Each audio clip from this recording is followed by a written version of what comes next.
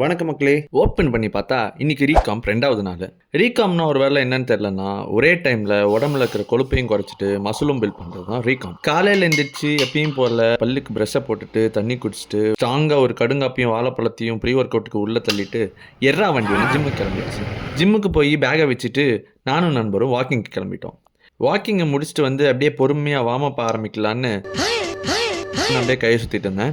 இந்த ரீகாம் ஃபேஸில் மெயின் கோல் ஸ்ட்ரென்த்தை இன்க்ரீஸ் பண்ணணும். ஸோ அதுக்கேற்ற மாதிரி தான் என்னோட ஒர்க் அவுட்ஸை லோ வால்யூம் அண்ட் ஹை இன்டென்சிட்டியில் பிளான் பண்ணிக்கிறேன். ஒர்க் அவுட்டை அசிஸ்டட் புல்லப் ஒரு செட்டு போட்டு ஸ்டார்ட் பண்ணிட்டேன். ஏன் தம்பி உனக்கு புல்லப் வராதான்னு நீங்கள் அசிங்கமாக கேட்கலாம். 65 கிலோ இருந்தப்போ ஜாலியாக சரசரன்னு போட்டுட்டு இருந்தேன். இப்போ கண்ணாப்பின்னு வெயிட்டும் ஏறிடுச்சு, ஸ்ட்ரென்த்து குறைஞ்சிச்சு. ஸோ அதான் காரணம். இன்னைக்கு ஒர்க் அவுட்டுக்கு barbell rows 4 set, lat pull down 3 set, seated rows 3 set, அப்புறம் மெயினாக லோவர் பேக் ஸ்ட்ரென்த்தனிங்க்கு ஹைப்பர் எக்ஸ்டென்ஷன் 3 செட்டு, ஃபைனல் டச்சா ஹேங்கிங் லெக் கிரன்ச் 3 செட்டு போட்டு இன்னைக்கு செஷனை முடிச்சாச்சு. வீட்டுக்கு போய் நீராடிட்டு 3 முட்டையும் சோயா 50 கிராமும் சாப்பிட்டுட்டு கமகமன்னு ஒரு காஃபியும் 2 மில்கி பிக்கீஸும் சாப்பிட்டுட்டு இன்னைக்கு நாளைக்கு 2 நைட்டுக்கு ஓட்ஸை போட்டுட்டு வேலையை பார்த்துட்டு இருந்தேன். அப்புறம் லஞ்ச் சாப்பிட்டுட்டு பொறுப்பா அப்பா அம்மாவுக்கு சேர்த்து டீ காஃபியை போட்டு வச்சிட்டேன். காஃபியில் 2 மில்கி பிக்கீஸை முக்கி தின்னுட்டு அப்படி நைட்டு ஓட்ஸை தின்னுட்டு தூங்கலான்னு பார்த்தா ஐஸ்கிரீம் கொடுத்தாங்க.